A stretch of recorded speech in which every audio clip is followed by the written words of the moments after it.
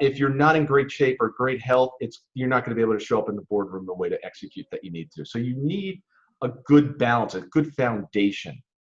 And then under that is, what are the rituals that you do every single day that promote and help support those pillars and those goals that drive you to your ultimate vision? And then finally, the very bottom of the pyramid is identity. And this is the game changer. Because when you shift your identity to what it needs to be in order to support those goals, those habits, that ultimate vision, everything just becomes easy. It's no longer a fight. It's no longer a hustle. It's just who you are. It's about waking up every day and not doing everything perfectly, but it's waking up every day and figuring out all those things that don't belong and eliminating them. And that's another thing that I'm really big on. Stop adding stuff. Stop going to YouTube and try to figure out what you're missing. You're not missing anything. The problem is you're carrying around a lot of junk that you no longer need. And you may need to make a decision, get accountability, and then do it. Then it works. You know, it was kind of traditional, and Dad would get home from work around 5, and Mom would have dinner, going, and very traditional.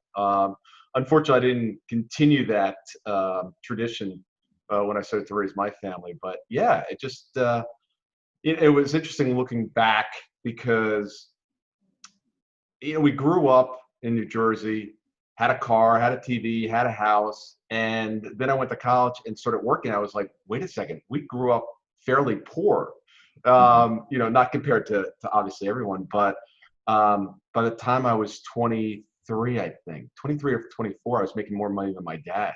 Wow. And it was kind of a light bulb moment. I was like, wow, we did really well for not having a lot. And a lot of those things that my mom and my dad did in order to run the household, the budgeting, and all that, really stuck with me in young adulthood and then into my businesses.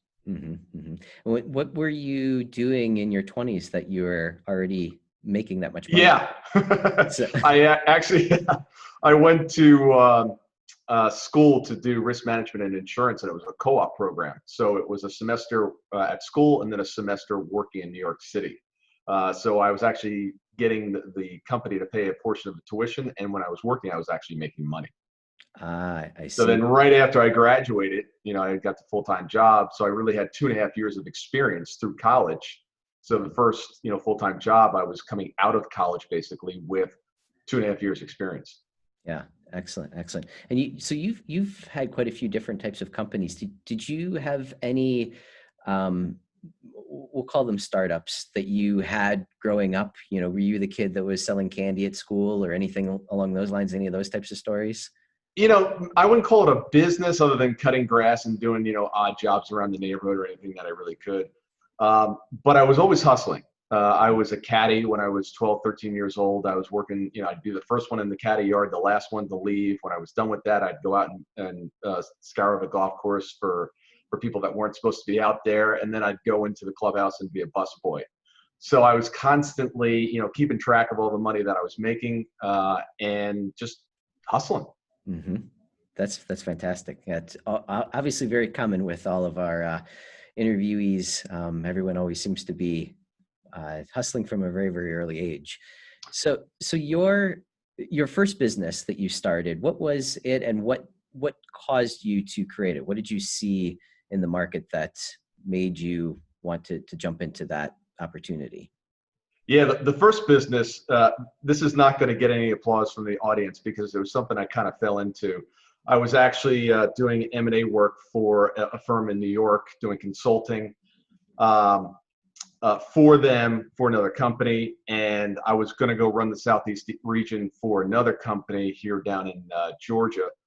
And one of the private equity firms I was working with, one of the top 5, even to today, called me and said, hey, I understand you're going to work for them. Would you consider coming to New York and either being an employee of ours or being our exclusive consultant for all our portfolio companies worldwide?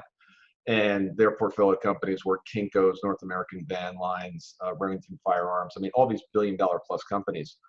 That phone call only comes once in a lifetime. So I got up to New York, met with the COO, and he said, look, we either want you to come on or set up your own company? I said, does it matter to you? He said, no, it doesn't matter. And I asked him, if I become an employee, would I get carried interest in the deals? Because that's where the private equity guys make their money, on the carried interest. They used to have that into their 401k program, and they were minting multimillionaires out of secretaries, like left and right. And they said, no, we actually just discontinued that a few years ago. I said, great, I'll set up my own company. They're like, great. You have 15 minutes, go in the boardroom, figure out what the name is, figure out what you're going to do and how much you're going to charge. So my first company, I had one client, a worldwide private equity fund, and I had 15 minutes to come up with the name. So it was Private Equity Risk Consultants. That's pretty creative for 15 minutes. It's not bad. Yeah, and a lot of risk becoming your first company, right? It was fully funded, so it was a great way to start a business, knowing that you had that backstop. Yeah, absolutely. And what types of problems did you run into with that first business? I mean, obviously you hadn't actually run a business or anything like that prior to that yourself, correct? No, that was the first. If you discount or take out of the equation being a door-to-door life insurance salesman at the age of 18, which I did horribly at, but I learned a lot of good lessons through that process. It was interesting because it really gave me the base where I had all my time was taken. I had the financial backstop of that company. One lesson I did learn really early on is not to hire the wife as part of the company. I hired her on a Friday. Monday morning, I had her come in. She was late. Had her take a check to the bank that I already had, like, over the weekend. She's like, you already had this check for me. You should have told me Friday. I was like, oh, this is not a good start with a brand new employee. So I fired her by noon, wrote her a check for $500 and said, you know what? Our relationship is more important. You're fired. Yeah. She was very happy with the entire process. So be careful who you hire. And on that point, you just said something that was really interesting before. And I tell people this all the time. Figure out who your best employees are. Ask them a question when they started working. You're going to find one thing in common. I've never found an exception to this. That person started working at a young age, in their teens. They started doing something, whether it was babysitting, whether it was cleaning pools, whether it was cutting grass, whatever it was. Then find your worst employees and ask them, when did you start working? And you might just find out the worst employees didn't start working until after college. If you want great employees, it's part of our hiring process. If you could have the best resume possible. If you didn't start working until later in life, I won't hire you. No, I fully stand behind that as well. Completely agree. Yeah, and it's funny because I have one client. He's been consistently making a couple $1 million a year. He's a real estate developer, and he said, "Well, I didn't start working until after college." I'm like, "No, you're not going to be the exception here." I said, "You didn't have any job when you were younger?" He goes, "No." He goes, "I was too busy." He said, "Every Saturday and every Sunday, I had this list of chores that I had to do since the age of 8." I'm like, "Okay, I don't care if you're getting paid for it or not." The point is, you had structure and you had things to do that you had to do for others. Yeah. Yep. No, I love it. So you went through the consulting company. How long did that last, and what did you do next after that? Yeah, so it was 2.5, 3 years that I did that. Another individual that used to do that position for someone else had retired at age 40, had made enough money. He got bored, wanted to come back, and then we were either going to be in the marketplace. And at this point, I was working with other private equity firms. And I realized that we were going to be competing against each other, or we can combine forces. So what I did is I merged my company into a company that he created, and we formed a new company doing exactly what we were doing. Oh, very cool. Very cool. So you then went into a salon. Is that correct? Yeah. You got into the salon business? There was a couple of businesses there in the process. There was a total of 5 or 6 startups, one purchase business. The salon business I actually purchased. So I was manufacturing equipment for the nail salon industry in Asia, bringing in containers, 1 or 2 a week from Asia, selling that throughout the Southeast. Had manufacturing facilities here in Georgia. Complete disaster. It was an industry I knew nothing about. The seller completely lied about all the financials. I mean, they were just fabricated. Wow. Ended up in litigation. Litigation never solves anything. Mm-hmm. And I bought the business, get this, August 2008. So Wow. I close on the business, and all of a sudden it's like, hey, we're in a recession. I'm like, damn, I better get, to work here.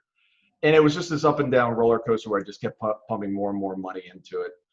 Eventually just got to the point where I was like, I'm done.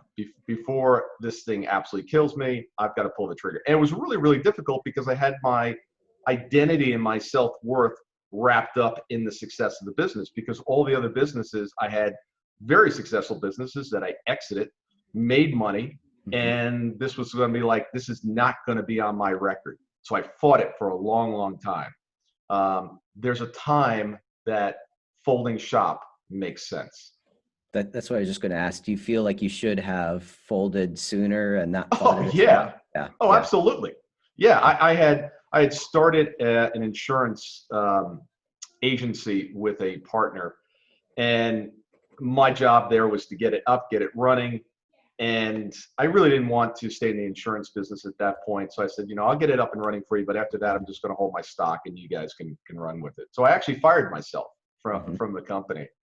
And so I'm going to go do this thing. It's like, I don't know why you want to go do something else. You're not going to be successful in that. Stay with us. I'm like, I'll show you.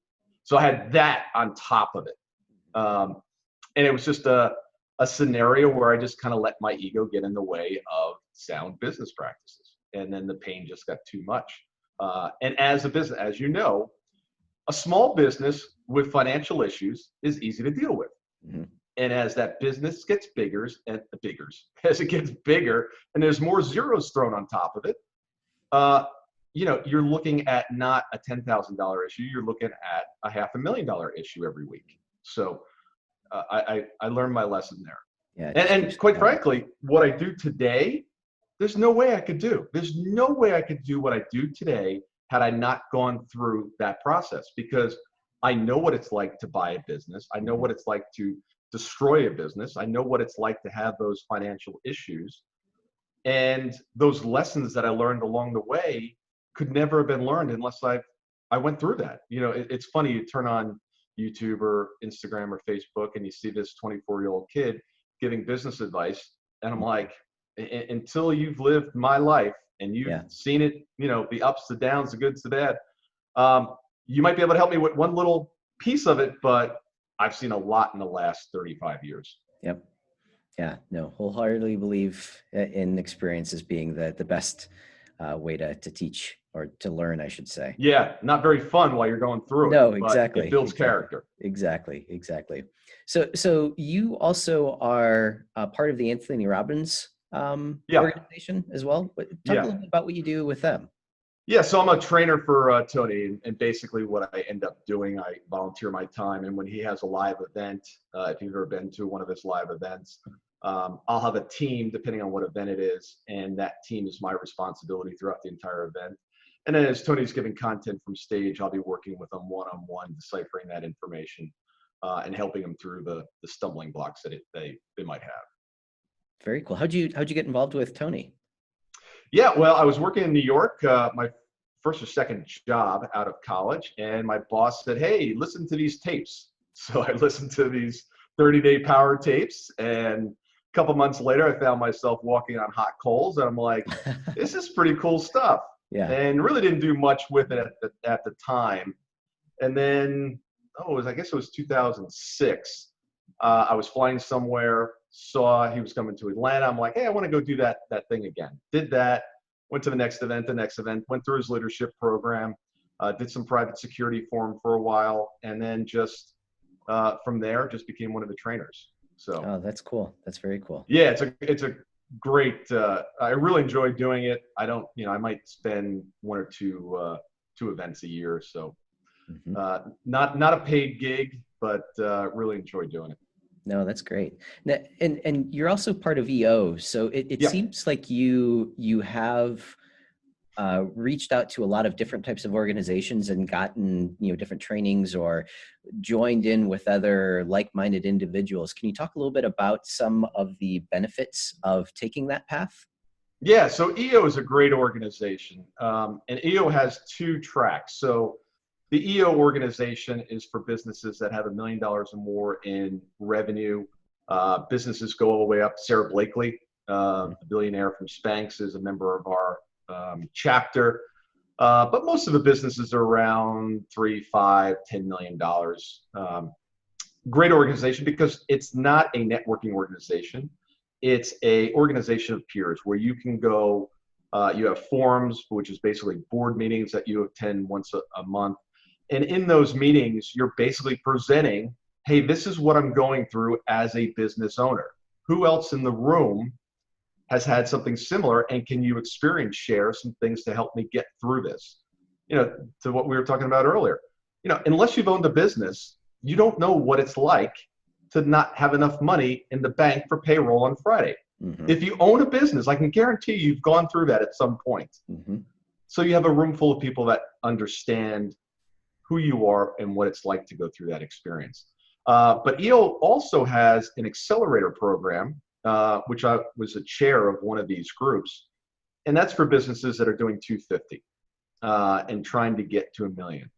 And a bunch of amazing, young entrepreneurs that are just starting out. And it's the same experience. It's just a smaller track. And we give trainings throughout that track of how to prepare your financials, how to read financials, how to do budgeting, how to do cash flow, marketing, sales, what it's like to manage people. So it's a great organization, and it's a worldwide group, easy to join, and I recommend it to anybody. Yeah, love it, love it. So that pretty well brings you to today and what you're doing today with Peak Performance. Can you talk a little bit about what Peak Performance does and who you serve? Yeah, well, it's interesting because I created Peak Performance Group right after the salon business. So here I am. I ran the salon business for 8 years, ran it into the ground, having to close the doors, sell up the inventory, clean up that entire thing. And there's a lot of moving parts. There was 40,000 square foot of warehouse and manufacturing and forklifts and stuff everywhere. It's like, how do you close down something like that? So that was an interesting process. Then I was going through a divorce, had lost $1 million in cash, 50 pounds overweight. And I'm like, all right. And I'm 50. And I'm like, all right, now what? What am I going to do? I could always go back to the insurance business. But after being 21 years as an entrepreneur, you were unemployable, or at least I was unemployable. You did not want to hire me as an employee. That would not make a good one. So I'm like, all right, I ran this business. I couldn't figure out how to make a profit. What do I do now? And then one morning I woke up, I said, I know, I'll be a profitability consultant. I mean, it makes total sense, right? I mean, all you got to do is do everything I did not do. Yeah, and exactly. I can teach that. Yeah. And that's literally what I did. My friends thought I was crazy. I'm like, no, I'm telling you, all I got to do is say, look, here's the mistakes I made. Don't do that. I guarantee you'll make a profit. So I started a profitability consulting company. And the first year, the first 8 months, I remember the team looking at me and going, is this going to work? I'm like, I'm a seasoned veteran entrepreneur. Don't worry, it's going to work. All right, so how did we do for the first 8 months? I said, well, we had one client and we had $1,500 of revenue. And I remember the team just looking at me going, are you sure? I'm like, absolutely, stick with me. So it was a slow start, to say the very least. There was moments that I woke up and going, I've started a lot of companies and this one's definitely on the slow track. And then obviously since then, it's turned around really nicely. But what I wanted to do more than anything, I saw so many entrepreneurs that on the surface, everything looked great. And right below the surface, they were 1 month away from bankruptcy. They were 1 month away from the whole thing crumbling. And we're going to see that right now. Yeah. And it's really sad what's going on in the United States now. So many businesses are not going to be able to reopen because everybody thought it was the go-go times and everything was just going to continue. Well, it doesn't continue forever. And I wanted to share as broadly as possible what I had learned so others didn't go through the same thing that I went through. And whether the business caused the divorce or vice, whatever, there's a whole bunch of things from business and personal and health that were just fell apart. And then I wanted to show an example of what it's like to crawl out of the depths of despair. Hmm. I lost 50 pounds. 2 years ago, I did a double Ironman within 30 days. Wow. Climbed equivalent of Mount Everest over a 36 time period. So it was about reinventing myself, reinventing my business, and then sharing that as broadly as possible. And I chose entrepreneurs initially. My lane was high performing entrepreneurs that wanted to get to the next level, but something was stopping them. So I combined the Tony Robbins mindset and the strategies on the psychology that I knew inside and out, combined with the business experience, both the positive and the negative, combining those two things together, and then going first. Here's my picture, 50 pounds heavier. Here I am today. This is what my business was. Here's what it is today. Because I think the only way to lead is to do it by example. And there's a lot of people out there shouting on the social media platforms saying, buy my course, become the next billionaire. Well, let's jump into some of your personal transformations. So what were some of the techniques that you used to get your health back on track? From where you were. I mean, you mentioned that you were overweight. What did you first start doing with your personal health? Well, it's interesting because I didn't really know what I was doing at first.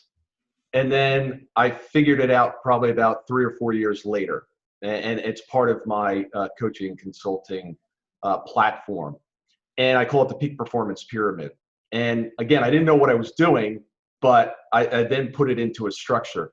The first part that I did was I decided that this is what I was going to do. If you go back to my Facebook and you can look at it today, you will see every December or early January, I post what I'm going to do as a physical challenge for the year.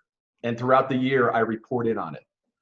So it's about making a decision, making it public, and then following through. So it was that accountability by, my 5,000 closest friends on Facebook, and having that core belief that I need to be a shining example of what's possible. That's a driver within my life.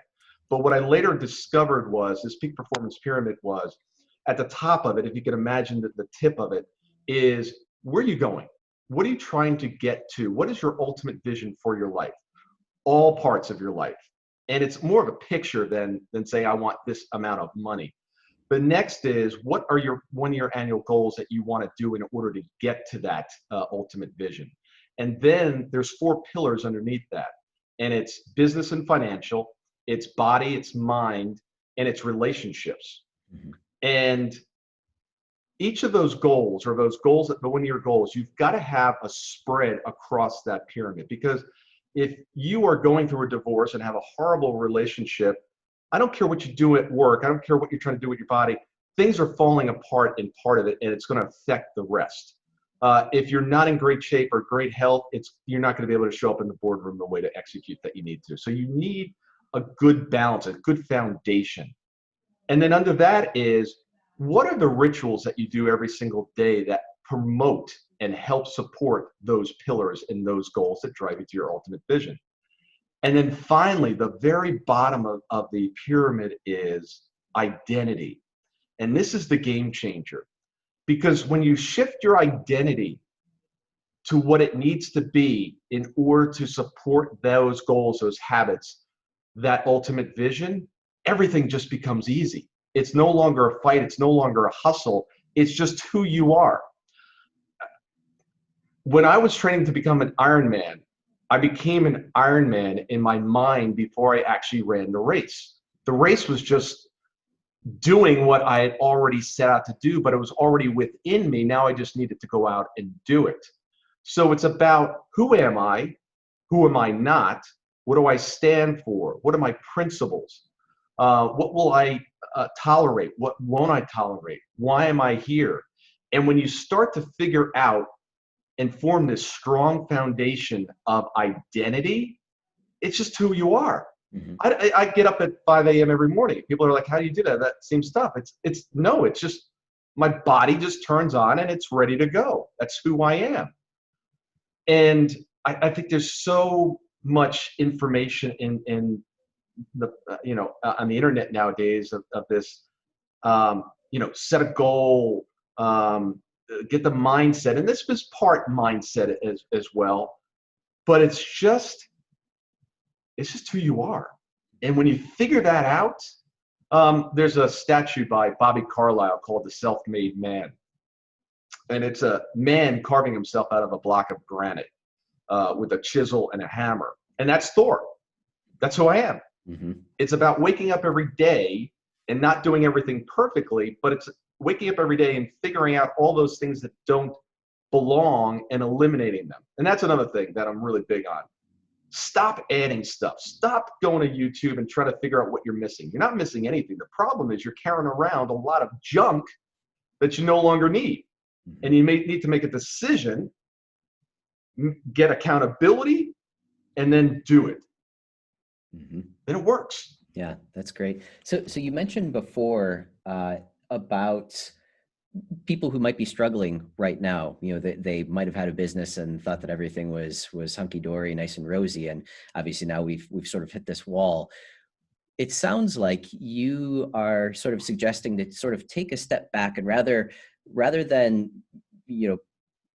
trying to go in and find new strategies or tips or tricks or what have you to make the business better, take a step back and really reflect on yourself and who you are and establish those foundations. Would you agree with that? Yeah, absolutely. Look, I like tricks, I like tips, I like strategies to move the business forward. But if you try to do those based on the same identity that got you to where you are today, you're fighting a battle. First, become the man or the woman that you need to be, and then start employing those. But we spend a lot of time searching for that missing answer, that new course, that new Instagram hack, okay? Mm-hmm. Take a step back, and especially today, and I do this with, I've done this with all my clients over the last 3 months. First thing is we need to make sure that we've plugged up the leaks. We've got to go defensive. Let's figure out where the leaks are. Let's figure out where the excess is. We need to get rid of that. Then we need to go to stabilization. Hopefully people have gotten to the point of stabilization. And with my clients, I think with the cycle of COVID now it's time for offense. So now we're planning the offense. A lot of people miss the first 2 steps. They're still carrying too much payroll, too much overhead. And when you're in the business yourself, it's tough to be so close to it. You don't see it. I've got a business coach to call me out on all the stuff that I don't see. Mm-hmm. You've got to have somebody else there calling it as it is. I tell my clients all the time. As a matter of fact, I was on a call with a client earlier. I said, this is the point where I get fired, because I'm going to say stuff that you're absolutely going to hate. Mm-hmm. But you didn't hire me to tell you what, you hired me to tell you the truth. And here's the truth. And I say, you may or may not like it. I don't care. Here's what you need to do in pivoting your business. I don't care about anything else. And if you don't want to do it, this is not going to work. Mm-hmm. It's that clear to me. And I know it's a tough decision. It had to do with staffing. But I said, you got 2 choices. You can slowly die, or you can make the tough decision now and save the company for you and the remaining employees. What types of companies, people, businesses do you work with at Peak Performance? Yeah, so we have 2 verticals. One is dental practice owners. Owners of dental practices is one vertical, and the other vertical is, and it's morphed over the years. We serve an audience that are entrepreneurs that have a lot of traction, or business owners are generally between 2 million. We've got one that's a $250 million. But the 2 to 10 million is kind of the lane. So you've got an owner that was pre-COVID making 250 to 500, up to a couple million. And they're really good at executing. They're successful in the business, but they're hungry for more. They know there's more, and they know they've taken it to where they can, and they're trying to figure out what they don't see. And it's really interesting because we'll go back to those 4 pillars. Okay, I'm a business consultant. So why are we talking about relationships, mind, and body? Because you're a human. And if I can't get those right, I can't maximize your business because you're running the business. How you show up in life is how you show up in your business. So it's interesting because these are very successful entrepreneurs and they've got blind spots like we all do. And they think the reason their business isn't going to the next level is because their marketing is not on point, and sometimes it is. But it's so interesting because we find other things. And the weird one, and I never thought, it never started this way, was the relationship one. And that's relationship with yourself, your spouse, girlfriend, boyfriend, mother, father, employees, customers, clients, vendors, God, if that's part of the equation. And it's those things that have a tremendous effect on the business. And I can't give you details because it's client confidential, but it's amazing. And I never thought that. Again, this is not something I sat down and said, okay, I figured this out, and it just started coming out. I'm like, wait a second, the problem here is not the real problem. The underlying issue here is we've got some issues going on over here on the relationship side. And of course, the mindset is a big one too. We've all put limits on ourselves. No matter what number you're making currently right now, there's an internal thermostat set that's where your bar should be. If it was higher, your number would be higher. Mm-hmm. So we all have them. So it's about exposing those, creating more empowering beliefs, and then really grounding those in. That's fantastic. You can feel your passion about all of this. This is fantastic. Well, yeah, it's crazy because I'm busier than ever. Most of my clients I speak to once a week. I've got one guy speaking to now 3 times a week. It's like we don't have a week. And guess how often he presents numbers to me? 3 times a week. Yeah. We got some entrepreneurs listening today. They haven't looked at their numbers in months. Mm-hmm. We're looking at them once every 3 times a week. Mm-hmm. Walmart looks at them every single hour. Yeah. So you've got to get hyperactive in understanding what's going on in your business, and you've got to make shifts really fast. I had a prospect come to me the other day. She goes, I asked her, a good friend of mine, I said, how things going? She goes, made $110,000 this month. I'm like, great. I said, what are the financial advice? She goes, I'll send them to you. I looked at them. She had cash accounting and accrual accounting mixed into the same exhibit.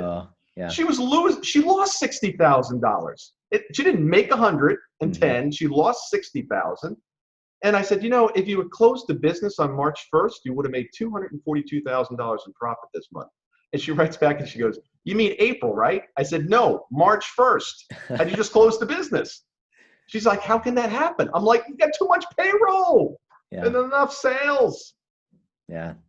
She goes, it's coming back. It'll come back. I said, yes, it will. The question is, are you going to be around to see it? Does she have the runway? Yeah. Do you have the runway? Yep. No, that's fantastic. If people want to reach out to you or learn more about peak performance, where do you suggest they go? Everything on social media is Thor Conklin. Instagram, LinkedIn, the website, everything. If you can spell Thor Conklin, you can find me everywhere. And one of the things, although our business is aligned with entrepreneurs that have traction, and want to get to the next level. If you're a smaller entrepreneur just starting out and there's something that you're struggling with, if you send me an email to thor@thorconklin.com, and in 50 words or less, you describe to me what the biggest issue you're having in your business. I will send you back a personalized, so it may take a little bit of time to get it back, but a personalized email with a 4-step system in order to absolutely annihilate that issue, or at the very least, greatly reduce it. I love it. And you're not going to get, follow-up email from me saying, hey, now that you're on my email list, do you want to join my, no, that's my gift to you. I love it. And you also get the award for the coolest name that I've interviewed so far. So, well, thank you. And I got to tell you, there's a story behind that. So I was born, Randall Conklin. And about 18 years ago, it's a funny story. I won't go into complete details. I was misbehaving in a local pub. And it was a nickname that was given. And the nickname kind of started getting some traction. And I thought, all right, I kind of like the nickname, and more people started calling me that. And legally, I changed my name 3 years ago. I love it. And I never listened to the comic books. People would like make references early on to Thor or Asgard or something. I had no idea what they were talking about. So it was kind of funny. But what's interesting is, and I go back to that statue by Bobby Carlyle, it became who I was. I was no longer Randall. I was Thor, because I had transformed into a different being. Mm-hmm. And that idea of taking a hammer like Thor, and the nickname didn't develop that way. It's interesting how life kind of works. And I had the statue actually over here in my living room. It just became who I was. And to this day, friends will call me Randy, or nobody calls me Randall. Actually, there's one NFL player that calls me Randall for some weird reason. Mother didn't even call me Randall growing up. But that's who I became. And the name just fit. So we're given labels throughout our entire lives, and sometimes at a very young age, sometimes right at birth. If that label no longer applies, change the label. And in my case, I changed my name. You don't have to change your name, but if you're always told you couldn't do it, just start doing it. And form the label that I'm a doer, I'm an executor. I can do anything I set my mind to. I love it. I love it. Yeah. With that, Thor, thank you for being on the show. And you reached out into a number of different areas that I'm sure we could go down all kinds of different paths with this. So maybe sometime in the future we'll have you on again, and we can explore some of those other channels. This was fun. This is a lot of fun. Matt, I appreciate it, brother. Anytime. Excellent. I appreciate it. Thanks, Thor.